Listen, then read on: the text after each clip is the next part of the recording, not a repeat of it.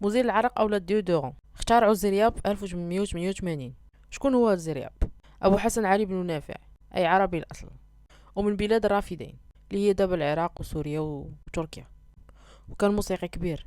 انا اللي ما فهمش جاب موسيقى لديودورون. على العموم خاصنا نترحموا عليه بالخصوص في هذا الصيف هذا. في 1920 خرج ديودورون على شكل كريم، ولقى دي موفيز رياكسيون. ومن بعد سنين جات واحد لا مارك سميتها مام، ديفلوبات البرودوي كوتي ماركتينغ، وكان لو برودوي مازال كريم وكيتابليكا بالصباع على لو كور. هو كان كيدير ريحه زوينه، مي كان كيدير حساسيه في لابو. وفي 1938 زادت اميليورا لو برودوي ولا بودر كيتابليكا بإيبونج. وهاد لي سوليسيون كاملين كانوا كيخليو دي تراس في الحوايج.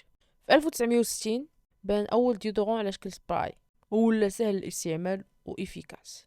وفي 1980 اعلنوا على اول ديودورون على شكل صابون صغير، غير كدوز على لابو ديالك كيخلي ريحه زوينه. وفي 1990 زاد ديفلوبا لو برودوي ولا ستيك اللي لقى نجاح كبير. في 2004 بداو دي تكنيك جداد، باغ اكزومبل لي زيغويل اللي فيهم دي كومبوزون اللي كيسدو المسام والغدد اللي كتفرز العرق. في الوقت الحالي ديالنا ولا ديودورون حاجه برينسيبال في الروتين كوتيديان ديالنا، وها العار اللي ما كيديروش يديرو. تهلاو.